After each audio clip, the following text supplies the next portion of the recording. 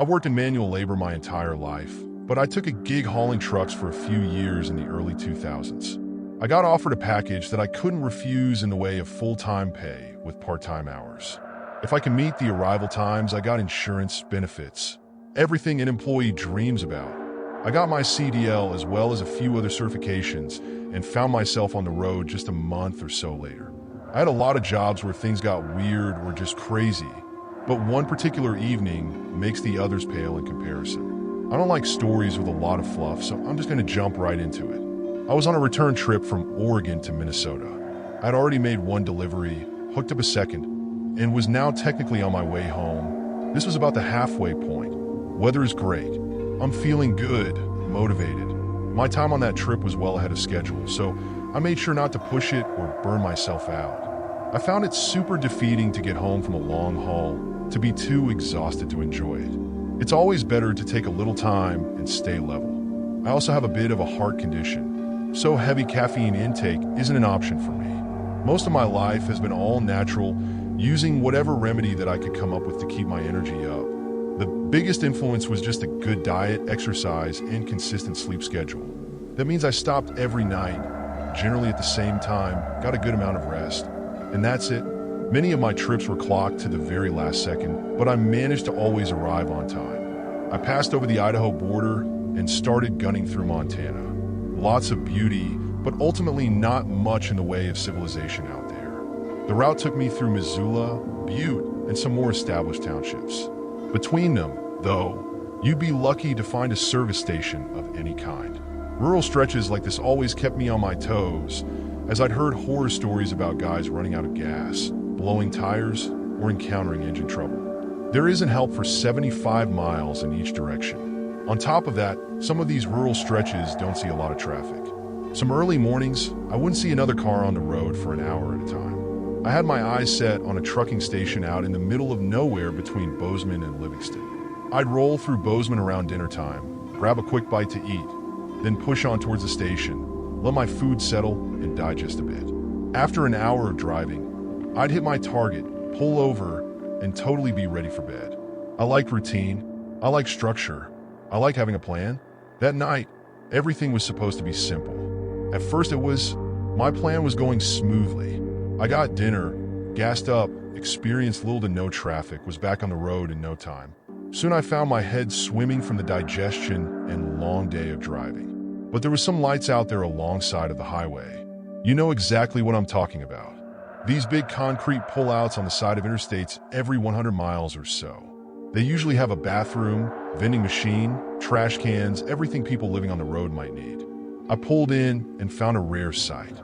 Not a single vehicle anywhere. No one was using this rest station, and I like that there's a kind of security in being soloed. That makes sense. I let the truck cool down, locked everything up, then crawled into the living space in the back. My area was very simple: a bed, small table attached to the wall, and an overhead shelf thing to store most of my belongings. I also had a little makeshift power cell, which I used to charge a portable flip DVD player that had both this player and a screen. It was one of those inventions of the 2000s that could have only been popular then. I settled in with my big blankets and pillows and watched one of my favorites, Resident Evil or Reign of Fire, an action thriller of some kind. Despite the shooting and explosions, I fell asleep just after 30 minutes. I closed the DVD player and surrendered to the darkness inside my cab. It must have only been a couple hours later, and something woke me up. I have a habit of snoring occasionally, and when I do, I sometimes wake myself up with one of those louder riffs. I thought maybe that's what happened, so I snuggled in for a few more hours of sleep. I like to hit the road before sunrise, get those extra miles in before the rest of the world wakes up. Just as I closed my eyes, though, I heard the sound that woke me up. It wasn't a snore like I thought, but the abruptness of a cough. It came from somewhere beyond the cab, outside in the parking lot. It sounded partially muffled. Maybe another trucker had pulled in, and I just simply hadn't heard the rumble. Really didn't seem that likely, but I guess anything is possible, right? I wanted to be sure of what I heard, so I turned on the small overhead light. The second that flicked on, I can hear shoes slapping the asphalt and the sound of someone running away. As I listened, the footsteps faded a bit. The person was running away from my truck. They must have seen the light come on and reacted to that. But at this point, I'm now on high alert. I turn the light off so as not to give away my position within the truck. As long as it's dark, it's almost impossible to see in the depth of a sleeping cab, so I used that to my advantage. Looking out, I surveyed the parking lot and found something unusual. An older van parked across the lot, sitting angled so the broadside faced my windshield. Definitely weird, as I was 100% alone when I pulled in. Originally, that parking lot was empty. I try to be reasonable though. Maybe he was walking his dog and having a smoke. Whatever the case, the person was likely a long-haul traveler, just like myself. The guy was probably stretching his legs, doing a few laps of the parking lot when he accidentally woke me up. Once he saw the light, he realized that he made a mistake, then hightailed it back to his van. It really wasn't the most out-of-the-ordinary thing to happen at a truck stop. With a little apprehension, I let everything go, and I didn't investigate it any further. Despite my best efforts, I couldn't fall back asleep.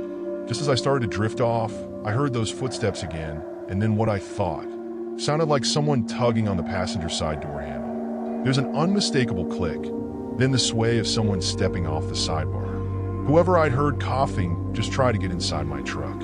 At this point, all my alarms are going off in my head, and that structured, well-planned part of my brain is now scrambling for whatever reason, and a lot of my friends have given me flack for it over the years. But I didn't carry a gun on these truck hauls. I did have a short club that I used to check my tire pressure, and that was a great second option. At this point, I believe my best choice was to nut up and confront whoever was milling around T. Let them know that my truck wasn't public property. All at once, I throw the passenger door open, put my flashlight on. I had a small, steady stream light that could reach something like 30 yards. And not with that puffy yellow flare of a cheap flashlight, but white concentrated light. I swept it back and forth. I saw nothing, so I started inspecting the truck and the trailer. I saw nothing at first glance, so I hopped down and did a full lap of the rig. Still nothing, not even underneath it. Only one option left now. Time to go look at that van. I swept the flashlight around and started marching up to the rear. I wanted to see the license plate before I checked it out any further. As I go to the back of the bumper, I brought my light up so I could see. My eyes naturally went to the license plate, which is from South Dakota, but something else caught my attention. I couldn't place it at first, but as I kept looking, it all came into focus. Below the back of the van, near the far back tire, there was a pair of boots. Someone was crouched and hiding on the other side of it. Only the toe tips poked out, but it was enough for me to see what was going on. I left the light on the boots for 1,020 seconds, long enough for them to realize that they were exposed. I watched in disbelief as the boots slowly shuffled backward until they were completely hidden behind the tire. My stomach soured at the whole thing. This person clearly had ill intentions, and I wanted nothing to do with them. I wanted to say something, but I found myself completely speechless. I'm not confrontational. You may have gleaned that from my lack of a firearm. I didn't want to issue a threat to someone who might have the upper hand, that I just backed up until I reached my truck, popped in, and locked the door. I figured that encounter was enough. I got out and found them who would come up and keep messing with me. We both knew what was going on at this point, so the mystery was completely over. Just some vaguer weirdo, looking to make a score now that he knew the truck wasn't abandoned. I hoped that he would just move on.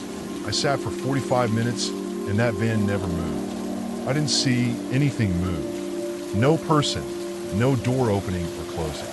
It's like they were still hiding behind that rear passenger tire. As the morning went on, though sleep came and kissed me, and I knew I needed to get at least a couple of more hours of rest. If I wanted to have a successful day, my eyes started to droop, and soon I was snoozing. The sound that woke me this time was clear, loud, and right outside the door.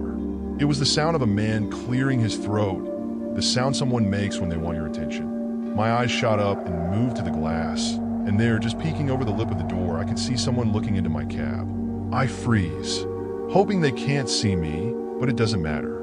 This guy's eyes are rolling back and forth, picking it all in, looking for whoever's inside. He looks crazy, like he'd given himself a haircut with a butter knife. Some of it was shaved, some of it was long, and I could see nicks along his scalp.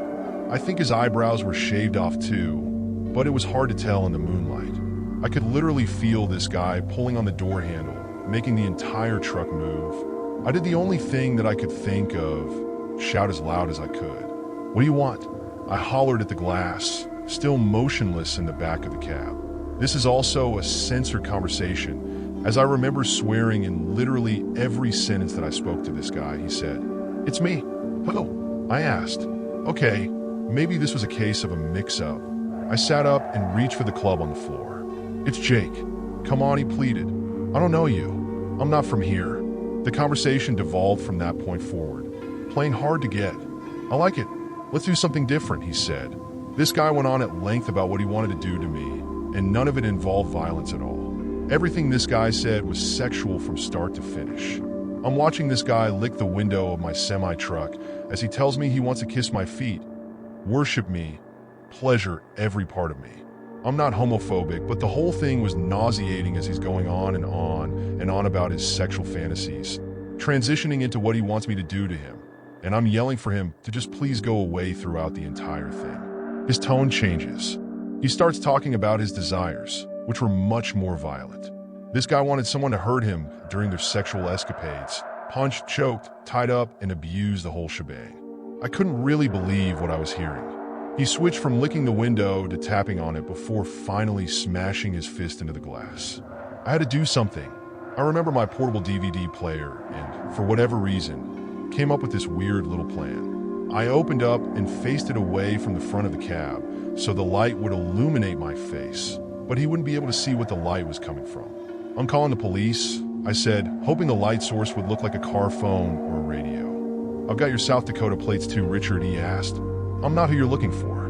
"Now get the hell out of here, man," was the last thing that I ever said to this person. I watched him leap down and start running all in one swift motion. The van fired up and, without even turning its headlights on, led from the parking lot like a bat out of hell. Honestly, I ended up doing the same. After another inspection of the trailer and tires, I made sure everything was secure.